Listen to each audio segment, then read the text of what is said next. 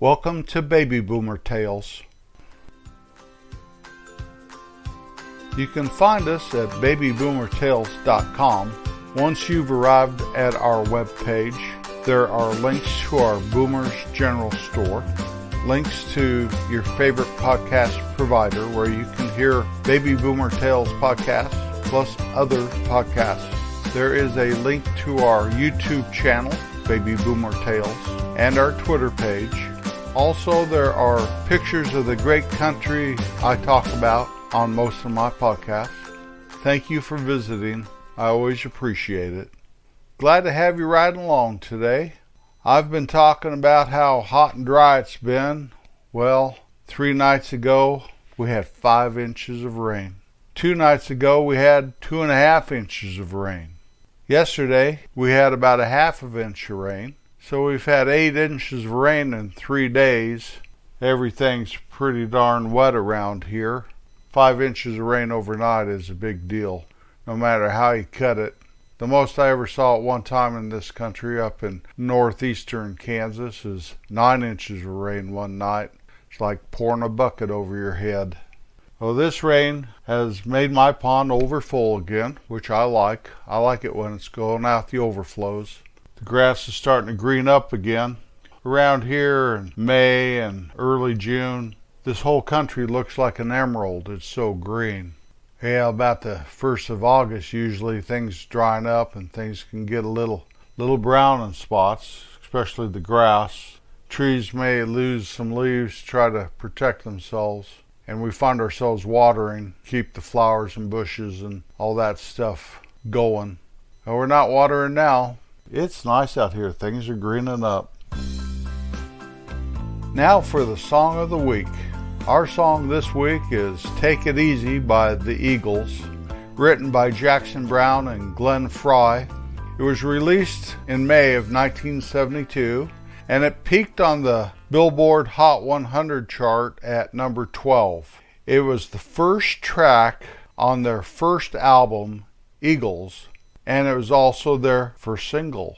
The song lasted 3 minutes and 30 seconds, and it put Winslow, Arizona on the map. If you have ever followed the old Route 66 or Interstate 40, it's kind of taken over a lot of that route, especially down in Arizona. Well, there is an exit for Winslow. Go there, you can have your picture taken on that corner with Jackson Browne and Glenn Frey, or statues of them anyway. You'll see the Girl My Lord in a flatbed Ford there. It's a great little stop. I'm sure it helps that little town's economy. How in the world can music be so powerful that one line in a song can embed the name of a town in your brain forever? It's worth stopping if you're ever that way. When I was a kid in high school, the song San Francisco by Scott Mckenzie started playing on the radio. That was the summer of '67, the summer before my senior year in high school. I started dreaming of this. The world was changing. There was Vietnam, sit-ins, love-ins, long hair. The music was changing completely and rapidly. I was wanting to grow my hair longer.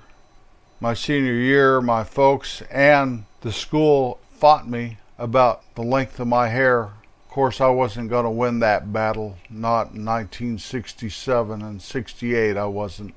Not in a small community, little bitty town in rural Colorado.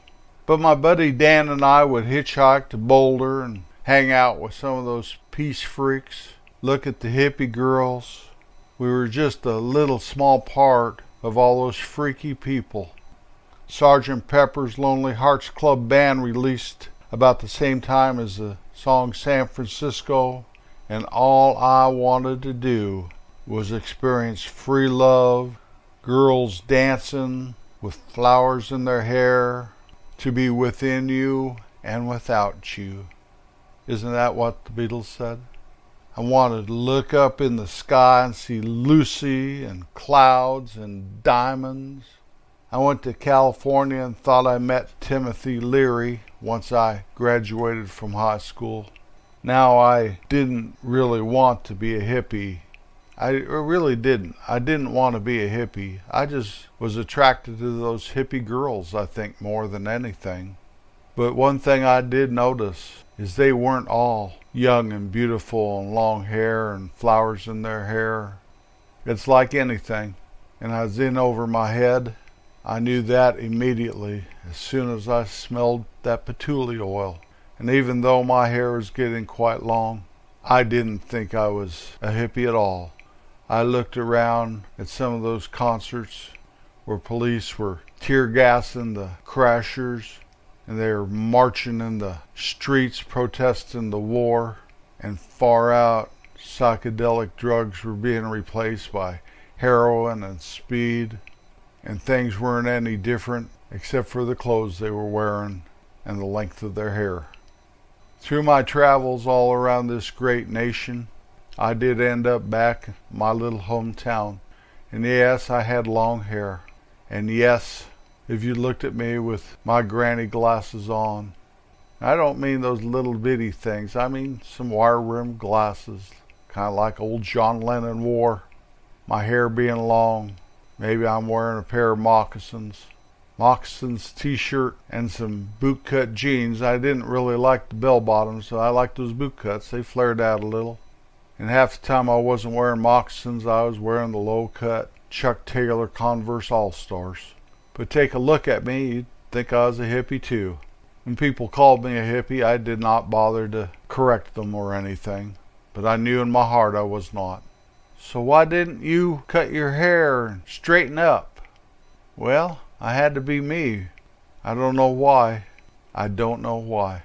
When I was in San Francisco, it was such a huge disappointment to me that it wasn't anything like I had heard about or read about or saw on the television or dreamed about.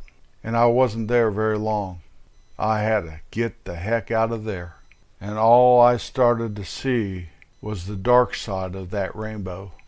Later on in my home county, they had the Rainbow family invade that pristine mountain community, tore it all up, trashed it out, caused great stress, and then they left, leaving the community to pick up the pieces, I suppose. Well, on September 15th, 2021, I made a podcast. It was titled Hippie, episode 138. And while I was putting this one together, for some reason, after I'd worked on the outline of it, the notes and all that some of this sounded vaguely familiar. And so I started scrolling back through the old titles of the podcasts I've done. And sure enough, there's one titled Hippie. And I thought, oh no, what am I going to do? And I decided to just title this one Hippie Too. I could have put Volume 2, but then I just put TWO. So Hippie TOO, comma TWO, Hippie also, Volume 2. That's me. I was just a mountain boy. In my heart, I always have been, and I always will be, even if I live here in the rolling hills of northeast Kansas now. A lot of that stuff stays with me. A lot of my friends had long hair also, but I cannot think of one person that ever identified as a hippie. One person that was my friend. Never had one that thought they were a hippie. I really don't remember hanging out with people wearing patchouli oil or having tie-dye as their shirt, or shorts for that matter.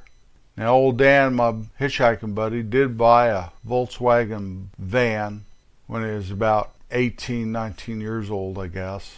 But I preferred a Ford van myself, and I only got that after I started having children. We need to stack them in somewhere other than my wife's little Mustang. So what do they say? Nothing's worse than an old hippie. Well, if you insist on calling me an old hippie, that's okay. My friends today, if I share my story with them of my journey through that world and the drugs and the dark side that I discovered there, they have a hard time wrapping their head around that I'm something other than what I appear. But what I appear is the true me. And what I was, even though it was the true me, I was not a hippie. Perhaps you've experienced the same thing. Or perhaps you were a hippie and you feel like you still are. I don't care. Whatever floats your boat, because you don't want the boat to sink. I think it's a wonderful life where we can be who we are, but in this new day and age called the information age, someone's going to take exception to that no matter what. That's the dark side of the information age. No matter how wonderful it is to, I wonder what happened to Joe Cocker. Why don't we Google it and find out? Oh, I didn't know that about Joe. You know, that's handy. You don't have to go to a library or something. So just let it be. There'll be an answer, guaranteed. I hope you're enjoying the ride. Don't let bitterness overtake you. Put a smile on your face and in your heart. It's okay. Yeah. Please, Yeah. please, no applause. Yeah. Please sit down. Sit down. That's okay. Take the flashlight off of your phones and put your phones up. You don't have to hold them up in the air like that. Do not sing Kumbaya. Please, please. It's okay. Yes. Yes, thank you, thank you. Thank you. Yes. Okay. I don't know who hit that applause light. I am sorry about that. You know, we all just want to sit back and be mellow. We don't want to have any kind of big show like Johnny Carson. Here's Johnny. Johnny who? If you asked Johnny who when I said Johnny Carson, well, you're probably not a baby boomer. That's okay. That's okay. I do know people in their teens and 20s and 30s and 40s that listen to this. 50s, I have no idea. Are you 50? Raise your hand if you're 50 and listen to this podcast right now. Well, obviously you're listening to this podcast right now. I don't care how old you are. You wouldn't know that I asked you to raise your hand. Yeah, I tell you, put your hands down with your phones with the flashlights on. Put those down. We really don't need all that attention.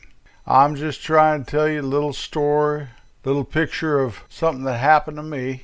Now, everything's not true around here. We have the Munchies, and they are fictional characters. We have Kate's General Store, and they are made up in my mind also. That's just a little old-timey radio show that we try to duplicate or replicate or re-educate. Something. I don't know. I'm just trying to get my time in here. Please forgive me. When I started doing this podcast today, I had no idea where it was going to take me. I really didn't. I mean, a few podcasts ago where I didn't have any notes and I just went out on a wing and a prayer. And that wasn't this at all. I had a whole outline. I have a whole page here. One page is what I try to keep my outline to. And I try to follow it, you know what I mean? Well, today I did follow my outline, and it is about a page, and I am a little short because as I was doing this, I really didn't want to repeat myself from the last episode that I talked about hippies. Old Bob at the drugstore always called me my little hometown's first hippie. He thought it was funny, he thought it was original, and it's probably a little of both. Bob was a likable guy and a good businessman back home when I was growing up. And he did help me participate in that type of lifestyle by supplying me at the drugstore with Packer's Pine Tar soap. If you don't know what that is, it's this big brown bar of soap made out of pine tar of all things. And it is not cheap, and I never had any money, but I always had enough money to buy a bar of Packer's Pine Tar soap. What I would do with that is I'd go find an irrigation ditch somewhere and take a bath in it.